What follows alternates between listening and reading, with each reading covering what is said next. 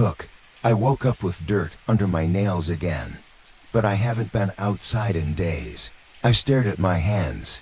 The black soil was packed deep beneath the nails, crusted at the edges of my fingertips, and smeared faintly across the back of my hand, like I had clawed my way out of the earth.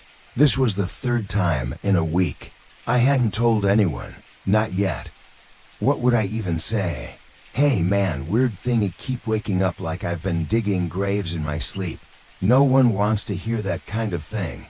It makes people uncomfortable. It makes me uncomfortable. The first time, I thought maybe it was a dream. Maybe I scratched my bed frame or got up for a drink and forgot. The second time, I changed my sheets, scrubbed my hands, even wore gloves to bed. And still the dirt came back. I looked at my nails again. The dark earth was moist this time. Fresh. My heart beat faster. Something was wrong. Something was very wrong. Introduction. A lonely young man moves to a quiet rural town, renting a small house near the edge of a dense forest. My name's Evan. I'm 26. I moved to Ashwood 6 weeks ago, thinking I needed a break. City life had worn me down with noise. The people, the constant pressure to be on. You know the feeling. Always one deadline away from collapsing. One unpaid bill away from packing up everything you own into boxes. So I did something I never thought I'd do. I packed my life into 4 boxes and left. Ashwood was exactly what I thought I wanted. Small, quiet, tucked into a little forgotten corner of the country where the air smelled like pine and old rain. A place where nothing ever happened. The kind of town where people leave their doors unlocked, where the forest seems to breathe. I found the house online. No pictures, just a description. It was cheap, way too cheap. But I was desperate and broke and exhausted. I called the number. A woman answered, said her uncle had passed, and she was handling the estate. I could move in immediately, no deposit. That should have been a red flag. But I didn't ask questions. I took the house. It wasn't a cabinette really, more like a weathered little cottage, sagging on one side, swallowed by ivy and long grass. The forest hugged the property like it was trying to take it back. I remember my first night there. It was too quiet, not the peaceful kind, the unnatural kind. Like the woods were watching me, listening. But I told myself I was just adjusting, that the silence was good for me, that maybe I needed to be alone for a while. Maybe I needed to feel small again. The first week passed without incident. I unpacked slowly, made instant noodles, worked on freelance jobs from my laptop. I didn't go into town much. The grocery store was 20 minutes away, and the few locals I passed seemed polite but wary. Some of them stared at me a little too long. A man at the gas station said, "You staying out near Hayburn Forest?" I nodded. He just nodded back slowly and turned away. That night, I looked up Hayburn online. Nothing came up. Just old maps. No news, no stories, no warnings. It was like the forest didn't exist beyond its name. The nightmares started on the 9th night. I don't remember the dream itself, just flashes, cold dirt, my fingernails scraping against something hard beneath the soil, the crunch of roots snapping under pressure. I woke up sweating, gasping like I'd been choking on something. That's when I saw it. Dirt under my nails, all 10 fingers. Wet, fresh, dark. I sat up, staring at my hands. Checked my feet. Muddy, my socks were torn at the toes. I checked the floor. No footprints, no open windows, no unlocked doors. I hadn't left the house. Right. I brushed it off. Stress, exhaustion, sleepwalking maybe. I told myself not to overthink it. I had a history of anxiety, and my therapist used to tell me that the mind looks for patterns that don't exist, that it wants meaning. But still, I scrubbed my hands raw that morning, clipped my nails, vacuumed the floor, washed the sheets, just to be safe. The next night, the dream came again. This time, I saw the forest, black and breathing, and I saw myself. In the dream he was digging. But it wasn't panic digging. It wasn't frantic or fearful. It was methodical. Like I knew exactly what I was looking for. Like I'd done it before. I woke up to the sound of my own breathing. Shallow, shaky. Dirt again, deeper this time, even under my cuticles. I threw up in the sink. I started wearing gloves to bed. Tight ones. Gardening gloves tied at the wrist with string. I thought if I could stop myself from using my hands, it would prove the whole thing was just sleep behavior. But I woke up on the floor 2 nights later. The gloves were gone. The string was still tied neatly in a loop on my nightstand. My hands covered in soil. There were pine needles in my bed. That's when the fear started to change. It wasn't just anxiety anymore. It was dread. I tried setting up cameras. Just 2 old phones, positioned to watch my bed and the door. I slept like I was made of stone, body heavy, unable to wake. The next morning, I checked the footage. The phone near the bed died at 1:08 a.m. The one near the door, it recorded for 6 hours, but at exactly 1:09 a.m., the screen turned black. Not frozen, not glitched, just black. No movement, no sound. Just an unbroken 6 hours of stillness, until the battery died. I stopped sleeping properly after that. I kept the lights on, drank coffee until my hands trembled, stared at the ceiling, told myself I was imagining it all. But then came the smell. Rot. Not in the house, outside. Every morning, just before sunrise, I'd open the window to get air, and every morning, I'd smell it, like something dead was buried nearby. But the forest looked the same, peaceful, untouched. I wanted to leave, but I didn't, and I couldn't explain why. It was like something was holding me there, waiting. One morning, I found a splinter in my palm. Deep old wood, but I hadn't touched anything made of wood. Not even the porch railing. I barely went outside anymore. And then came the voices, soft at first, like a radio in the next room. I'd hear them whisper when I was brushing my teeth, or pouring coffee, or laying half asleep. Too quiet to understand, but always the same tone. Urgent, muffled, calling. Sometimes they sounded like a woman, sometimes a child. Always distant, always just far enough that I couldn't make out the words. But I started feeling something in my chest when I heard them. Guilt. But for what? The worst part wasn't the dreams. It wasn't even the dirt under my nails, or the pine needles in my shoes, or the whispering at night. It was the familiarity, the way the forest looked like something I knew, the way the soil felt right in my hands, like muscle memory, like this wasn't the first time I'd been here, doing this digging. And deep down, beneath all the fear and confusion, was something worse. A tiny sliver of satisfaction, like I was getting closer, like I wanted to go back. I remember one morning clearly. It was raining, heavy, the kind of rain that soaks through your bones. I woke up standing in the living room, still half asleep, barefoot, my hands muddy, my shirt ripped. I had no memory of how I got there, but there was something in my left hand, a small stone, smooth, wet, covered in strange grooves. Not letters, not symbols, just marks, scratches. I held it for hours, couldn't put it down. It felt warm, like it belonged to me, or I belonged to it. The next day, I buried the stone in the backyard. I don't know why, but my chest hurt until I did, like something was pushing on my lungs. The moment it was underground, the pressure vanished, and for the first time in weeks, I slept through the night. No dreams, no dirt, no voices, just silence. The peace lasted 2 days. Then came the dream that changed everything. Trigger. He starts waking up each morning with soil under his nails, mud on his feet, even scratch marks on his arms. The calm didn't last. It was gone by the 3rd night. I went to bed early that evening. No coffee, no distractions, just exhaustion. I think a part of me was hoping the worst was over, that whatever had attached itself to me Whatever was whispering in the woods and drawing me into those strange sleep rituals, maybe it had found peace. Maybe I had. But at 3:33 a.m., I shot up from the bed, gasping. My body was cold, soaked. My hands were shaking. My legs ached. I flipped on the lamp. There was mud on the carpet. Mud and blood. I stared down at my feet. My heels were caked with thick forest muck. My toenails were packed with grit.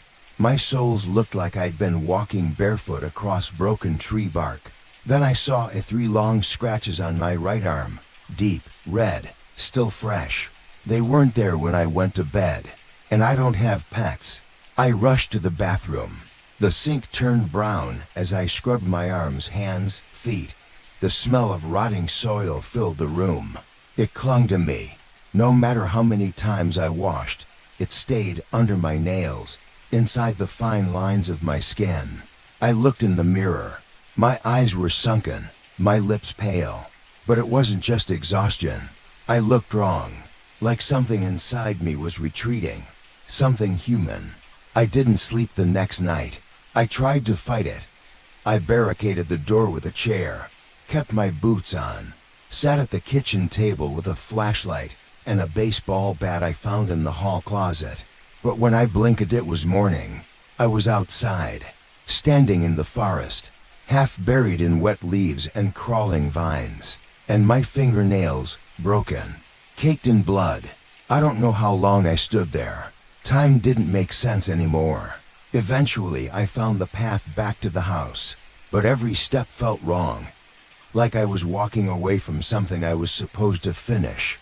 The scratches were deeper this time, one across my neck, another running down my ribs, like I'd been climbing through thorns or digging with my bare hands. I didn't recognize myself in the mirror that morning. There was something in my eyes, like a shadow moving behind the pupil, and the skin beneath my nails was starting to peel. That's when I realized something had changed. I wasn't just waking up dirty anymore. I was waking up injured, marked, and the house had started to change with me. I first noticed it in the hallway. Scratches on the wall, not like scrapes from furniture. These were deliberate, long, curved marks, carved into the drywall like claws had raked across it. Then came the footprints, muddy, faint, but they weren't mine. Too small, barefoot, childlike. They appeared in the living room, one morning leading from the front door to the hallway, then stopping at my bedroom. There was only one set, and they never came back out. I started documenting everything. I made a journal, took photos, recorded audio while I slept. I left my phone running one night beside my bed, microphone on high sensitivity. When I played it back the next morning, I nearly dropped the phone. At 2:57 a.m., the silence broke. Shuffling, breathing, then a soft scratching sound, like fingers dragging across wood. At 3:01, I heard a voice. Faint, female. Help me. 2 words. Then silence. That same day, I checked my arms, my legs. New scratches, not random this time. 3 parallel lines down the inside of my left thigh, close together. Precise, almost symbolic. I searched online for meanings, cult markings, ritual signs, ancient language symbols. Nothing matched, but something about it felt intentional, like a message, like someone or something was trying to communicate. Not just scare me, but the fear was real. It was constant, like a pressure at the base of my skull, like I was being watched, even when I wasn't asleep. The forest outside started looking different, too. Some mornings, I'd see shapes between the trees, human-sized, still, gone when I blinked. The birds had stopped coming near, not even a crow. The silence around the house grew heavier by the day. Even the air felt wrong, like I was breathing through someone else's lungs. By the second week, I started forgetting things. Small things at first. Where I put my keys, what time I ate dinner, the name of the woman I rented the house from. Then I started forgetting hours, whole stretches of time just missing. I would look at the clock, 8 p.m. Next time I checked, it was 11:47. I'd be standing somewhere else, holding things I didn't remember picking up, covered in dirt, cold. But the worst night was when I woke up with the shovel. It was just sitting there, in the kitchen, old, rusted, covered in dried mud, and the initials ER carved into the wooden handle. My initials. But I'd never owned a shovel like that. I hadn't even gone into town to buy one. I grabbed it with shaking hands, turned it over. There was blood on the edge of the blade. Dry, flaking. Too much to ignore. I buried it, drove 2 miles out past the main road, tossed it into a ravine near the old quarry, covered it with rocks, wrote down the GPS coordinates just in case. But when I got home I was back, leaning against the kitchen wall. No blood this time, just wet dirt, and a pine needle, tucked into the groove of the handle. I didn't sleep that night. I didn't even try. I sat in the corner of the living room, knees to my chest, lights off, and I listened. To the whispers in the walls, to the creaking of floorboards in empty rooms, to the sound of fingernails scratching. The next morning, I found words written on my mirror, not carved, just smeared in wet soil. You buried me wrong. I dropped the razor I was holding. It clattered into the sink, slicing my palm. I didn't even feel it. I just stared at those 4 words, like they were the only truth I'd ever known. You buried me wrong. What did that mean? Who did I bury? I tried to leave, packed a bag, threw my clothes into the trunk, turned the ignition. The engine stalled. Tried again, nothing. The 3rd time I'd started, I felt a rush of relief, until I saw the pine needles. They fell out of the air vents in clumps, hundreds of them, and the smell, rotting soil, like the forest had found a way inside the car. I stepped out. The house was behind me, still, watching, and in the reflection of the windshield saw myself, smiling. But I wasn't smiling. Not really. Not with my mouth. Not with my heart. Something else was. Something using my face. I walked back inside. The door creaked closed behind me, and for the first time since I arrived, I whispered aloud what had been circling in my head for days. I don't think I came here to rest. I think I came here to remember. The next night, I laid in bed fully clothed, flashlight in one hand, recorder in the other, eyes wide open. But still I fell asleep, and that night, the dream changed. This time, I wasn't digging blindly. I wasn't confused. I was smiling, and I was humming, like I was happy, like I knew what I was burying, and why. First clue. Dreams begin. Every night he sees himself digging same forest, same spot, but wakes before seeing what's buried. The dreams came back with a vengeance that week. Not just random flashes or blurry images, but vivid, clear scenes I couldn't ignore. Every night, without fail, I found myself standing at the edge of the same patch of forest, the same dirt clearing I couldn't name, but somehow knew. The moon hung low in the sky, casting long, sinister shadows between the skeletal trees. The air smelled of damp earth and pine needles, and I was digging. But it wasn't frantic or desperate digging like before. It was deliberate, calm, purposeful. My hands moved automatically, pulling clumps of dirt from the ground. The dirt was cold and moist, heavier than I expected. It crumbled easily through my fingers. I felt the roots tug and resisted as I clawed deeper into the earth. Each night, the dream grew more detailed. I could hear the sounds around me, rustling of leaves, the distant call of a night bird, the gentle tapping of a breeze shaking the branches. Sometimes a single crow cawed just beyond the tree line. I could see the faint outline of something buried beneath the soil. But every time I was just about to reach it, me fingers brushed the edge of a box, or a stone slab, or a wooden coffin. Dream shattered. I woke up. That awakening was always the same. Cold sweat clinging to my skin. Heart racing so fast I thought it might burst from my chest. And dirt always dirt under my nails. More soil clinging to my fingertips than the night before. Sometimes I wondered if it was all in my head. Maybe the constant anxiety, the isolation, the strange new environment had broken something in me. But then the evidence was undeniable. The mud on my sheets, the broken skin beneath my nails, the fresh scratches on my arms and neck. One morning, after a particularly exhausting dream, I woke up to find my hands trembling uncontrollably. I looked at the dirt beneath my nails with a mixture of fear and fascination. I grabbed my phone and took a close-up photo. The soil was unlike any I'd seen before, dark as midnight, speckled with tiny, glittering flecks that caught the light like crushed gemstones. There were also strange, tiny markings in the dirt, like symbols or scratches, but I couldn't make sense of them. I spent the day researching. First, I searched the name of the forest near my house, Hayburn. No notable history beyond old logging routes and a few faded photographs. In the town's online archive, no missing persons cases, no legends, no warnings.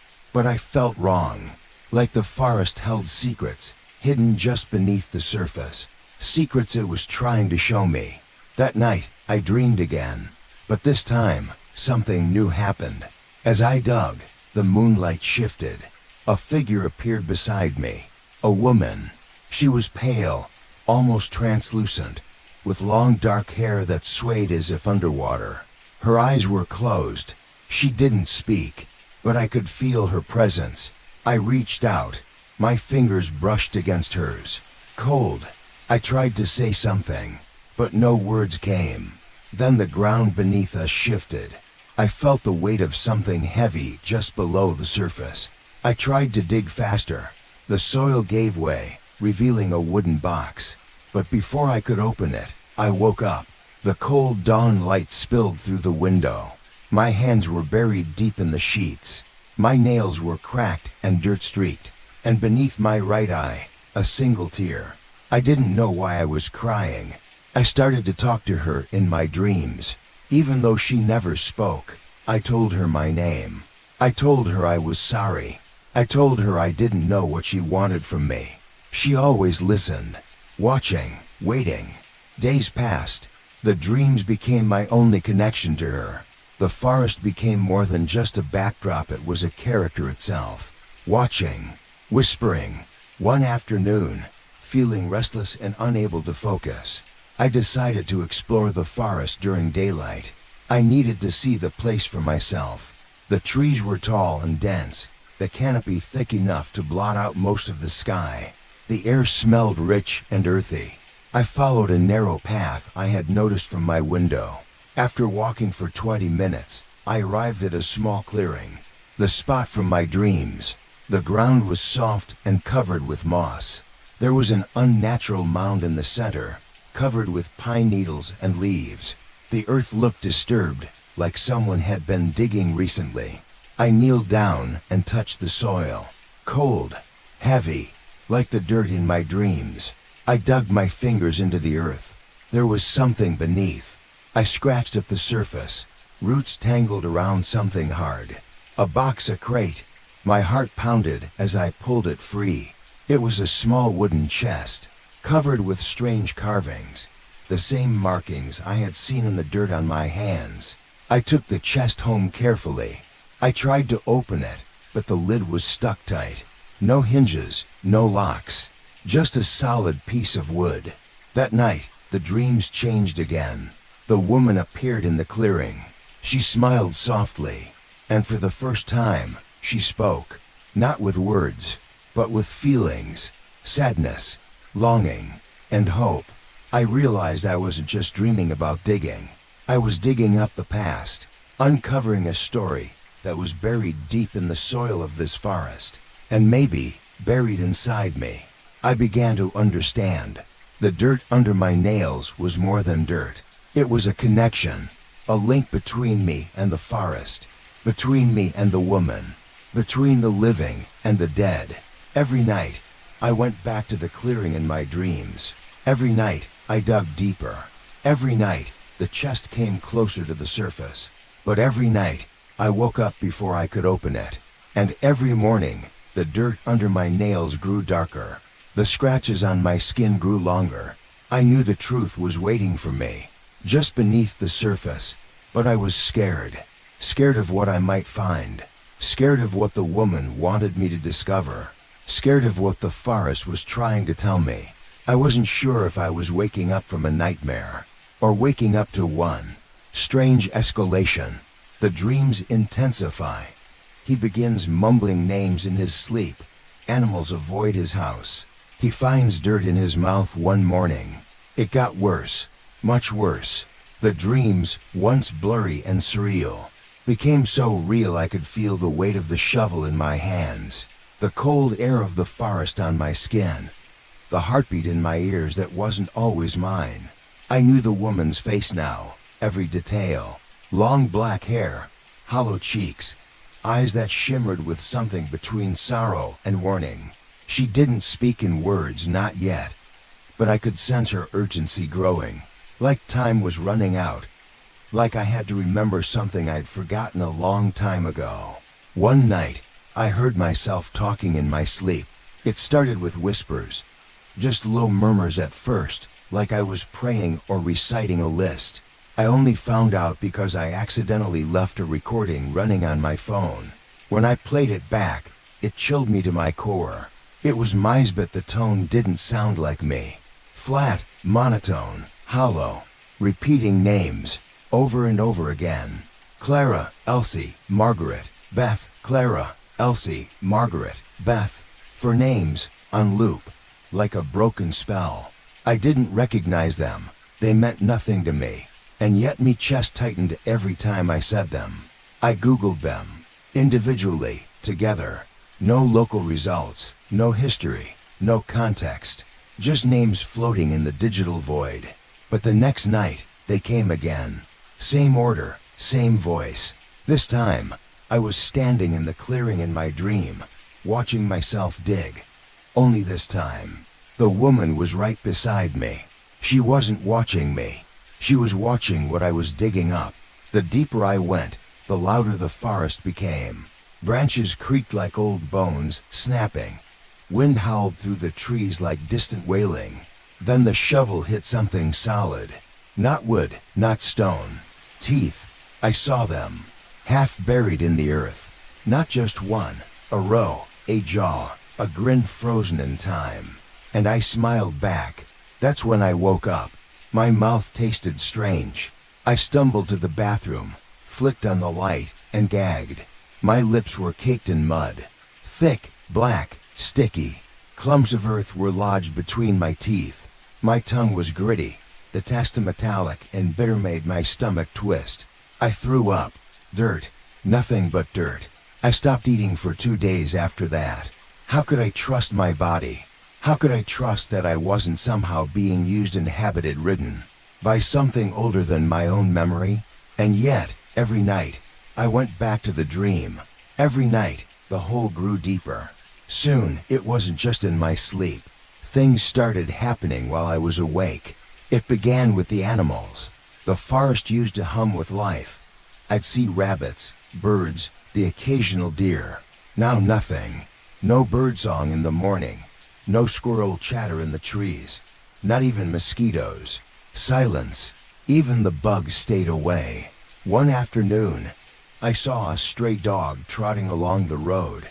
It paused at the edge of my yard, sniffing the air. Its ears twitched, its tail dropped. Then, without warning, it whimpered and bolted back the way it came.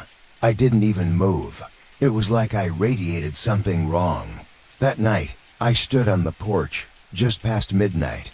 The moon was full and bright, casting pale light over the trees. I heard rustling. I turned slowly. At the edge of the woods, about 10 yards away, stood a deer. Young, thin, eyes reflecting moonlight like two white coins. It stared at me. I didn't move. It didn't blink. Then its mouth opened, and it screamed. Not a deer call. Not a warning grunt, a scream, high-pitched, human. Then it turned and vanished into the woods. The dreams got bloodier after that.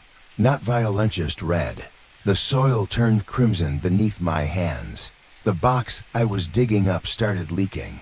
Black fluid that smelled of rot and copper. And always, the woman stood beside me, staring, closer every time. Then came the moment I saw my own face. In the dream, I had finished digging. There was a mirror resting in the dirt. I leaned down, and there I was, covered in soil, eyes wide, smile stretching to far. But it wasn't me. Not completely. Something in my reflection moved before I did. Like it was leading, and I was following. I kept hearing the names in waking life. Once, while brushing my teeth, I whispered Elsie without realizing. Another time, I wrote Clara in the condensation on the bathroom mirror. Always those four. Clara, Elsie, Margaret, Beth. The names started to feel heavier, like each syllable carried history. A weight I couldn't identify but instinctively feared. One morning, I woke to find my sheets missing. Blankets tossed on the floor. The mattress dragged halfway across the room. And written across the wall, in mud, "One is still missing." I packed a bag that day. I was ready to leave. I didn't care about the rent, the job, the rules. I needed to get away. But when I opened the front door, the forest was wrong. Closer. Trees that had once been 20 yards away were now at the edge of the porch. Pine needles coated the steps. I backed away, heart racing. Shut the door, and found that it didn't close properly anymore. The wood had swollen, warped. The house was changing, breathing, becoming part of the woods. Or maybe the woods were becoming part of me. I sat on the kitchen floor, exhausted. I looked down at my hands, scratched, dirt-stained. But something new caught my eye. A splitter beneath my thumbnail. Black, not wood, bone. I yanked it out, screamed. It left a tiny hole that wouldn't stop bleeding. I wrapped it in gauze and tried not to cry. But I heard her voice that night for the first time. Real, soft, right beside my bed. She whispered, "Dig deeper." That was all she said. But it was enough. Enough to keep me awake the rest of the night, shaking under my sheets. The next morning, the chest I had found earlier, the one from the forest clearing, was back. I had locked it in the attic weeks ago. But there it sat, at the foot of my bed. No lock, no seal. And it was open. Inside, a set of tiny shoes. Children's shoes. For pairs. Labeled in faded ink. C-E-M-B. Clara, Elsie, Margaret, Beth. And beneath them, one empty space. One missing pair. I closed the lid slowly. And for the first time, I didn't feel alone in the room. I didn't even have to look. I knew she was behind me, watching, waiting. I didn't turn around. Couldn't. Instead, I whispered, "Who's the last one?" No answer. But the lights flickered. The mirror cracked. And in the crack, I saw my own reflection again. Smiling. Always smiling. Social tension. A neighbor warns you rented her house, didn't you? But refuses to say more. After the night of the chest reappearing with the children's shoes, and that one missing spodie, stayed indoors for 2 days straight. I kept the curtains drawn, turned off all the lights, ate nothing, slept in short bursts. I didn't want to see the forest. I didn't want to dream. But most of all, I didn't want to know Waiter who he was becoming. On the third day, my phone buzzed. Low battery, 2%, and one missed call. The number was local, but unlisted. A single voicemail sat in my inbox. I hesitated, then played it. A woman's voice, breathless, shaky. "You need to stop digging." Click. That was it. No name, no explanation. Just a warning. But I hadn't told anyone about the dreams, about the dirt, about the chest or the scratches or the names. Who was she? And how did she know? That afternoon, desperate for answers or some kind of human contact, I decided to walk into town. I needed groceries anyway, needed the walk, the air, needed to see something that wasn't pine trees and shadowed reflections. Ashwood was always quiet, but this time, it felt off. The streets were empty, the breeze didn't move the flags, even the sunlight looked muted. I walked into the general store, a tiny, dusty place run by a man in his 60s, who always wore flannel and smelled faintly of pipe smoke. He was behind the counter as always, didn't smile, didn't nod, just looked at me, and said, flatly, "You rented her house, didn't you?" I froze. The way he said it wasn't a question. It was a statement, low, cautious, like the words themselves were dangerous. "Whose house?" I asked, trying to sound casual, but my voice cracked at the end. The man glanced over his shoulder, as if someone might be listening. Then he shook his head slowly. "Forget it." He rang up my items without another word, not even a goodbye.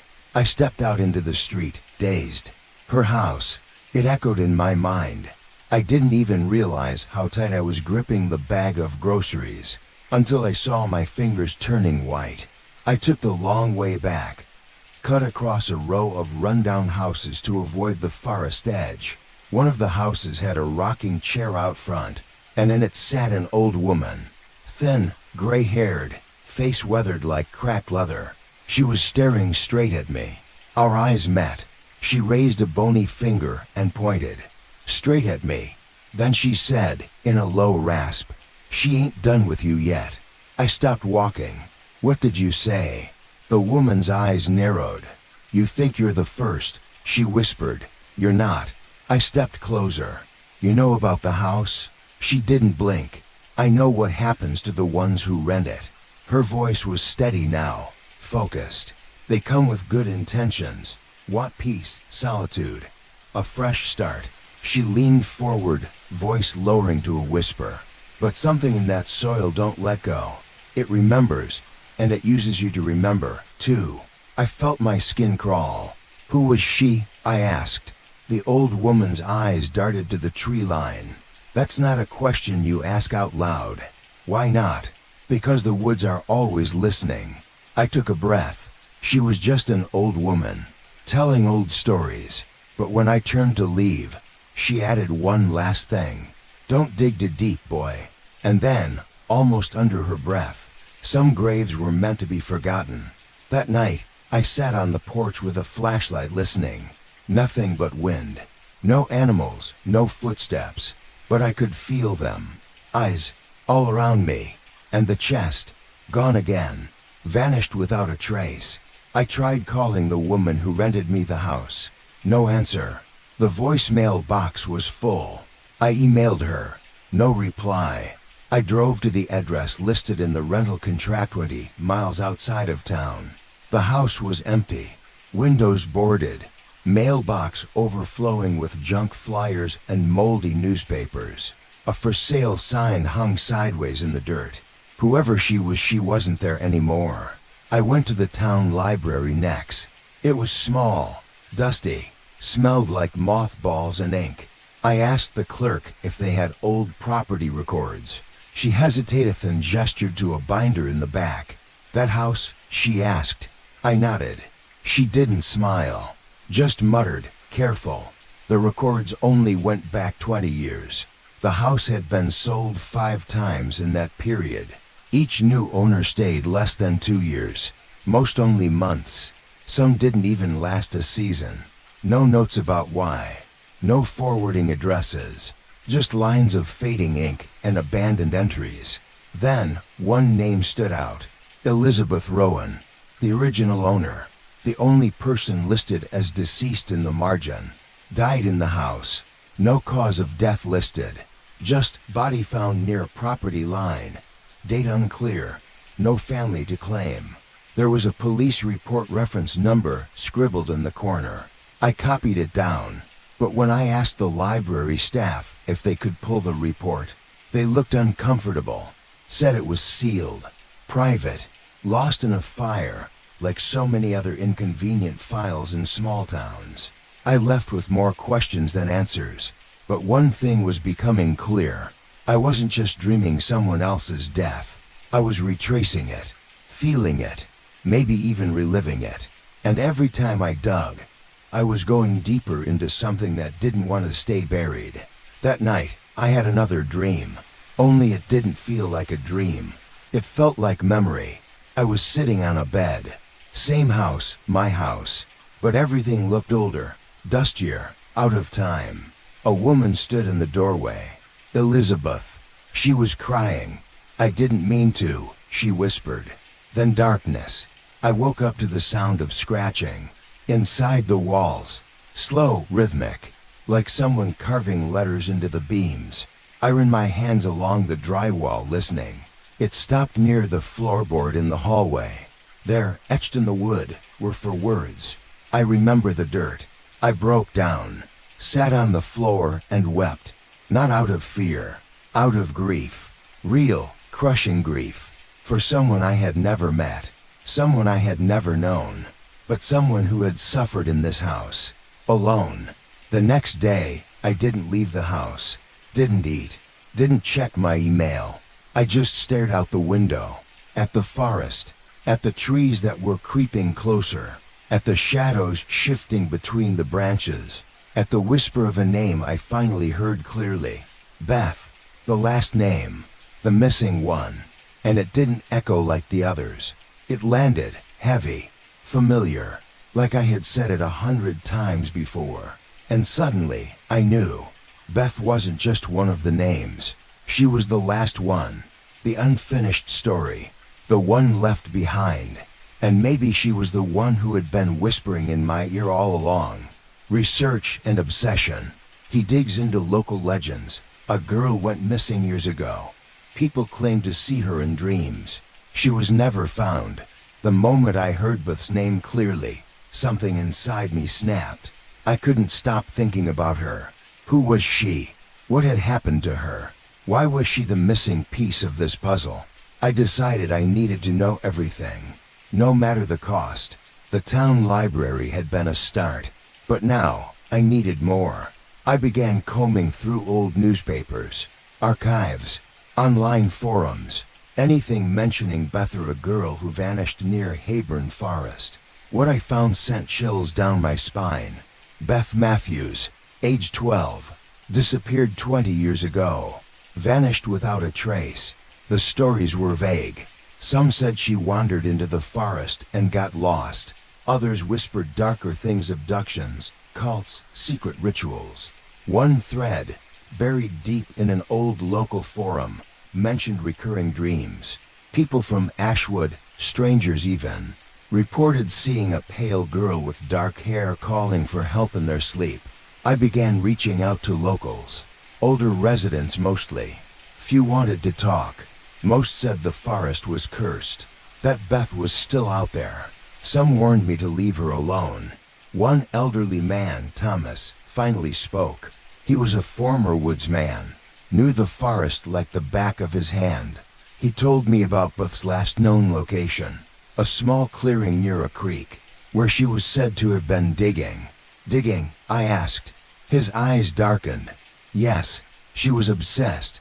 Said she had to find something buried beneath the soil. Said the forest was calling her. It matched too much. The dreams, the dirt under my nails, the chest, the shoes, the missing pair. That night, I sat with Thomas for hours. He told me about the town's fear. About the strange disappearances over the years. Not just Beth, others too. He spoke about the Whispering Woods, a place where the dead spoke through the trees, where the boundary between worlds was thin, where some were chosen. I couldn't sleep. Every night, Beth's voice echoed. Every night, I saw her face. Every night, I felt her pain. I started mapping everything. Dream locations, forest paths, the places people claimed to have seen her. The deeper I dug, the more obsessed I became. I stopped eating properly, stopped going outside. My skin grew pale, my eyes sunken. I was losing myself, but I didn't care, because somewhere deep down, I knew. I was tied to Beth, to the forest, to the dirt beneath my nails, and I had to finish what she started. Breaking point. He follows the dream. One night sleepwalking's roommate secretly records it. He watches the footage, He's not dreaming. He's digging, every night. By now, I wasn't sure what was real anymore. The scratches, the dirt, the dreams, they blurred together into one endless cycle. But what came next shattered the last thread of my sanity. A few nights before, I'd moved into the house with a roommate. Someone to share the rent, to remind me that I wasn't completely alone. Mark was practical, skeptical, grounded. Exactly what I needed. I hadn't told him much about the dreams. How could I? How do you explain waking up covered in dirt, with mud under your nails, and scratches no one else can explain? He laughed it off as stress, but then strange things started happening. One morning, Mark confronted me. "I'm worried about you," he said. "I think you're sleepwalking." I denied it, insisted I was awake every night, but Mark didn't believe me. That night, I went to bed early, exhausted, but this time, Mark set up a camera in the living room. He told me later it was to keep an eye on me. What I saw when he showed me the footage was terrifying. I was asleep, eyes closed, but my body was moving. Slowly, deliberately. I got up from bed, walked out of the room, into the kitchen, then out the front door. I didn't wake up, didn't hesitate, just walked. The camera followed me, outside, into the cold night, then the impossible. I was digging, with my bare hands, in the dirt beneath the porch, scraping, scratching, pulling. Mark filmed everything, from inside. The light from the porch cast long shadows. I was panting, covered in mud, my fingers bleeding. I looked up at the camera, eyes blank, no recognition, no awareness. Mark didn't say a word. He just watched. When I finally went back inside, I collapsed on the floor, still asleep. The next morning, Mark showed me the video. I sat in stunned silence, unable to move. I realized then, I wasn't dreaming. I was sleepwalking, living the nightmare while my mind was somewhere else. Every night, the same ritual, digging, searching. The dirt under my nails wasn't just from dreams. It was from my own hands, and the scratches, self-inflicted during those moments. I tried to fight it, locked the door, put chains on the porch, but it didn't help. One night, Mark stayed up with me, sat in the living room with the camera rolling. He whispered, "Don't let it take you." When I finally fell asleep, I felt it coming. The pull, the tug toward the forest. I struggled, fought the urge, but my body betrayed me. I was up, outside. Mark's camera caught every moment. I was digging faster, frantically, as if time was running out. When I woke the next morning, I was exhausted, my hands raw, my nails torn. Mark looked at me with a mix of fear and pity. "I don't know how to help you," he said. I didn't know either. The dreams were no longer dreams. They were memories, commands. I was becoming someone else, someone who had buried secrets deep in the dirt, someone who had to find the truth. The line between waking and sleeping blurred, reality twisted, and the forest was waiting. Every night, the discovery. He goes to the exact spot in the forest in the Datumfinza mound, starts digging for real, uncovers a decaying doll and a bone. The nightmares, the dreams, the dirt under my nails, they had led me here, to the forest clearing. In daylight, everything looked different. The moon's eerie glow was replaced by the harsh sun, filtering through the trees. Birds chirped, leaves rustled. The air smelled fresh, but beneath it, something rotten lingered. I stood before the mound, the place I had seen in dreams 1,000 times. It was small, barely a foot high, covered in moss and fallen leaves. I knelt down, ran my fingers over the soil. It was loose, freshly disturbed. I didn't hesitate. I grabbed a small shovel from my car. I started digging. The earth was cold and damp. I pulled up roots and dirt in thick clumps. My heart pounded. Minutes passed, then an hour, and then I hit something hard. At first, I thought it was a rock, but it wasn't. It was wood, Old, rotting wood. Carefully, I cleared the dirt away, exposing the corner of a small box. My hands trembled. I pulled the box free. It was brittle and fragile, covered in dirt and moss. I opened it slowly. Inside lay a doll, decaying, moss-covered, face cracked and eyes missing. Next to the doll, something white gleamed. A bone. Small. Delicate. I stared. The realization hit me like a punch. This was no ordinary find. This was Beth, the missing girl. The stories, the dreams, the scratches, they all pointed here. I called Mark. He arrived quickly. We wrapped the box carefully, then called the police. The officers were grim. They took the box, the doll, the bone. Forensic experts arrived the next day. Tests confirmed the bone was human. A child's. Beth's. The town buzzed. The mystery was finally solved. But for me, the nightmare was far from over. Because now, I was tied to Beth forever. The forest wasn't done with me. And the dirt under my nails, it was a reminder of what I had uncovered and what I still needed to face. Confrontation with truth.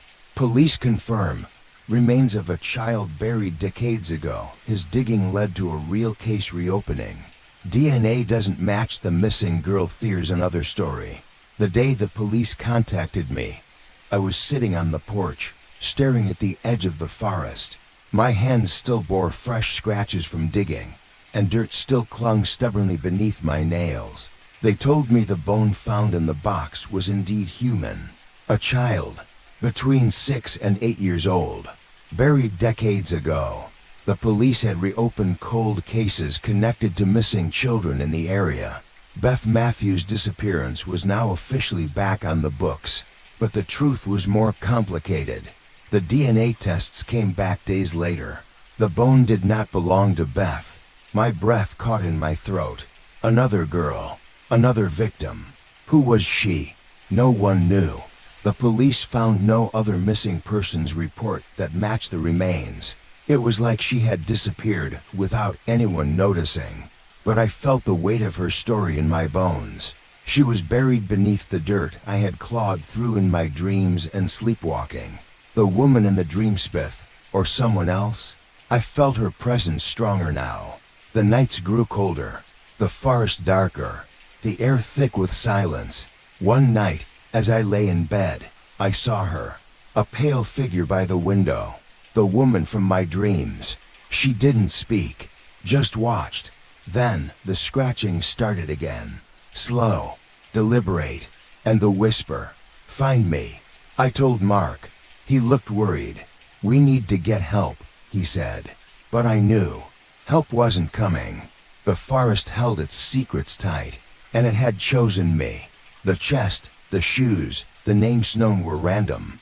They were pieces of a story I had yet to understand. Every night, the dreams came back. But now, there was urgency. The woman's eyes pleaded for release, and the scratching under the floorboards whispered of unfinished business. I felt myself slipping, between waking and dreaming, between life and death, and the truth was waiting, in the dirt. Supernatural reveal. That night, he dreams again. This time, he is the one buried. The spirit whispers, "You were supposed to remember." He sees himself in another life, burying someone. That night felt colder than usual. The wind pushed against the windows, like something trapped outside and desperate to come in. The walls creaked as if breathing. I couldn't sleep, not because I wasn't tired, but because I was afraid of what I might see if I did. Still, sleep took me, heavy, uncontrollable, and the dream began. This time, it wasn't the forest. Not at first. It was underground, dark, cold, cramped.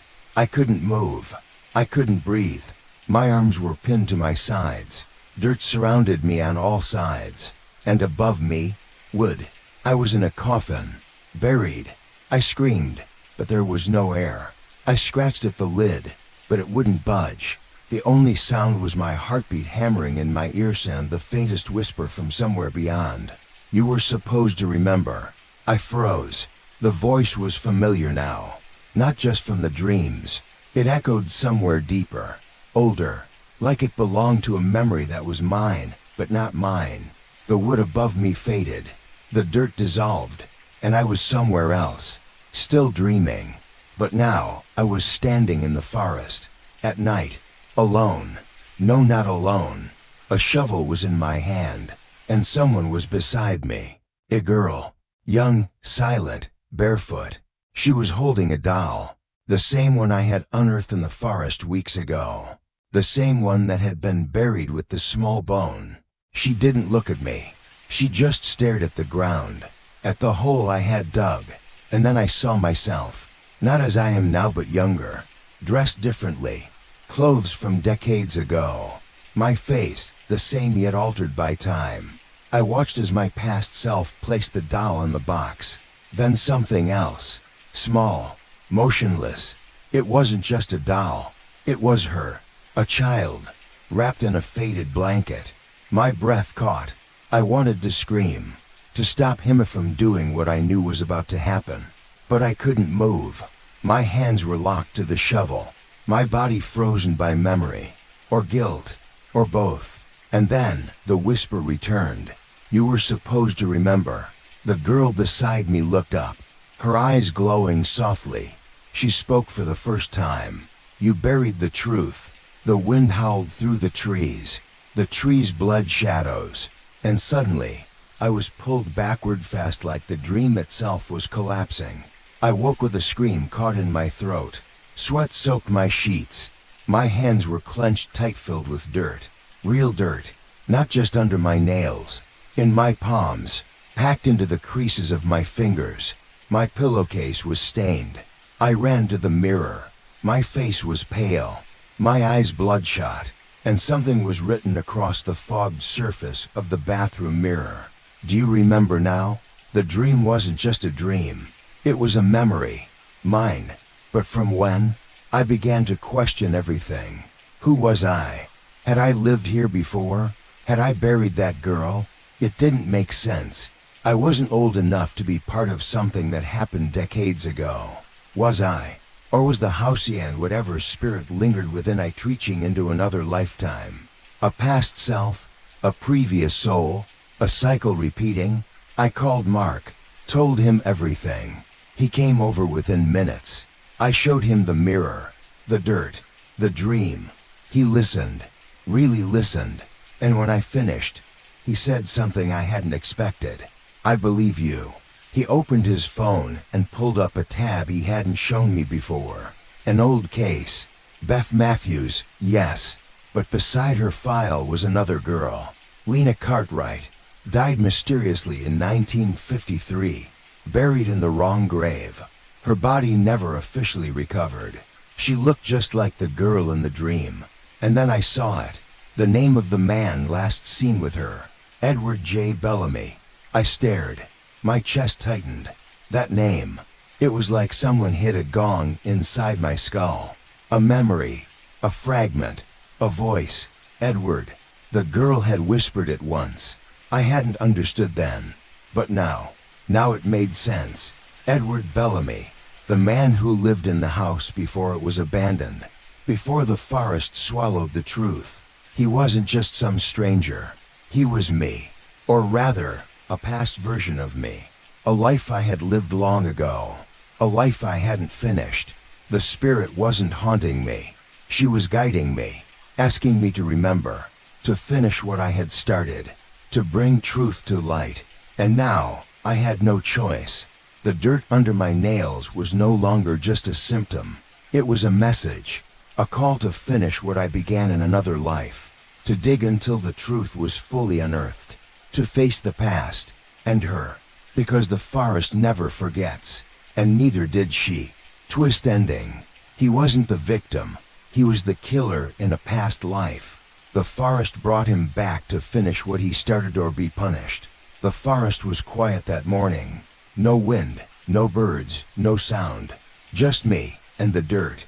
I stood in the clearing again, the one I had visited so many times in dreams, and now in waking.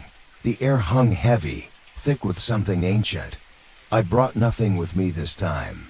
No shovel, no flashlight, no backup, just the weight of what I knew, or thought I knew. The spirit's whisper repeated in my head. You were supposed to remember, and now I did. The name Edward J. Bellamy echoed in every file, every whisper, every haunting. A man who had vanished without consequence. A man tied to a girl who went missing. A man who lived in my house, decades before. A man who was me. I didn't believe in past lives. Not until the dreams became memories. Not until I saw my own face, younger, colder, digging into the earth by moonlight. Not until the girl spoke to me with familiarity, not fear. You buried me. She hadn't said it in anger. Not hate, just truth. This wasn't about revenge. This was about justice. And now, the forest wanted me to finish what I had started or face what I had escaped. I knelt in the clearing again. This time, I didn't have to dig, because the earth was already cracking. The ground trembled slow at first, then with urgency, as if the forest itself had been waiting. The soil collapsed inward, revealing a pit. Dark, wet, silent. I hesitated, but not long. I climbed down. The smell hit first. Old decay, rotting wood, damp earth. Then the sight. Bones, everywhere. Dozens of them. Some scattered, some stacked. Tiny shoes, doll limbs, torn fabric. Not just one grave. Not just Lena. Not just Beth. A mass grave. And in the middle at the very bottom was a large, rotted trunk. Locked. Chained. I knew what was inside. I didn't need to open it. But I had to. I found an old iron key in my pocket. I don't remember putting it there. But somehow, I knew it had always been mine. It clicked. The trunk creaked open. Inside, more bones, more dolls, and a journal. Its pages were warped, but the ink still legible. Written in the hand I had come to recognize in dreams. My hand. Edward's hand. The first page read. They kept coming back. I had to silence the voices. The forest told me what to do. I turned the pages, each one darker than the last. Entries documenting every disappearance, every burial. Each child had a name, a drawing, and a date. It wasn't rage. It wasn't passion. It was ritual. A slow, methodical descent into madness. Driven by whispers in the trees. Driven by the forest. It had used me once, and now it brought me back. Not for redemption. Not to escape, but to remember. And to finish. I dropped the journal and stood, trembling. Above me, the trees swayed though there was no wind. A soft voice echoed in the clearing. You see now, the girl, Lena, Beth, all of them. Their voices layered over one another. You see what you did. You remember. They weren't angry. They weren't here to hurt me. They were here to hold me accountable. My legs gave out. I collapsed beside the open grave. Tears streamed down my face. Not just for them, but for me. For the monster I had been. Edward Bellamy. The man I once was. The man I had to face. The forest had brought me back not to haunt, but to be haunted. To be judged. I heard footsteps behind me. Mark. He had followed me, despite everything. What is this? He whispered. I couldn't answer. He saw the bones, the trunk, the journal. He didn't run, didn't scream, just sat beside me in silence. And for the first time, I felt the burden lift, slightly, because the truth was out. The forest's secret had been unearthed, and I had remembered what I was never meant to forget. I wasn't the victim. I was the killer, reincarnated, returned, to make it right, or be punished forever. As the sun rose, the forest grew quiet again. The whispers faded, but I knew they were still there, watching, waiting, and I would never forget again. Open-ended closure. Next morning, the bed is empty. Only muddy footprints lead out into the forest. Final panel. A new tenant moves in, notices dirt on the windowsill. The sun never rose properly that morning. Instead, the sky sat gray and still, like it was holding its breath. Birdsong was absent. No wind stirred the pine branches outside the old house. Just silence. A heavy, watchful silence. Mark woke up first. He always did. But that morning felt different. He knew before he even got out of bed. He called my name once. Twice. No answer. The door to my room was cracked open. He pushed it gently, like afraid of what he might find. But there was nothing inside. Just an unmade bed. A faint indentation where I had lain hours earlier. And something else. Muddy footprints. Trailing from the bed. Across the floor. Out the hallway. Through the front door. And straight into the woods. Not a single one returning. Mark followed them, hesitating at the edge of the trees. He stood there for a long time, staring into the endless green. But he didn't enter. He didn't have to. He already knew. I was gone. Not taken. Not kidnapped. Not murdered. Gone. Like something called me back. And I answered. He waited 2 days before calling the police. They searched. Dogs, drones, volunteers. Nothing. No signs of struggle. No sounds of help. Just one man gone missing. One man, and a trail of muddy footprints leading into a forest that had swallowed too many before. The house was quiet after that. Empty for weeks. The landlord listed it again, no mention of missing persons or buried secrets, of course. Just secluded forest property, newly available. It didn't stay empty long. It never does. A young couple moved in next, fresh out of the city, looking for peace, for quiet, for a reset. Just like I had. They painted the walls, hung fairy lights on the porch, set up a hammock in the backyard. They didn't know about Edward Bellamy, or Lena, or Beth. They didn't know the floorboards still creaked at midnight, that sometimes the lights flickered without reason, that the forest made a certain sound at 3:12 a.m. Not a howl, not a breeze, but something calling. They didn't ask why the soil in the backyard was so loose, or why their dog refused to go near the northern fence. They just smiled and said how quiet it was, how peaceful, until one afternoon, late spring, the woman, Sarah, was cleaning the windows, wiping away a layer of old dust. Sunlight streamed through the glass as she polished the sill. That's when she saw it. Dirt, not dust, not mud from outside. Dirt, grainy, black, and packed neatly into the corners of the inside sill, like someone had placed it there, deliberately. She brushed it off with a confused frown, said nothing to her partner, thought it might have come from an open window, or maybe a raccoon had gotten in. But that night, she dreamed of trees, of digging, of a voice soft and far away saying, "You have to remember." And she woke up the next morning with dirt under her nails. The cycle had begun again. Somewhere, deep in the forest, the earth shifts. Roots twist and bones groan. Whispers thread through branches like wind chimes of the dead. The forest remembers. The house remembers. And it waits.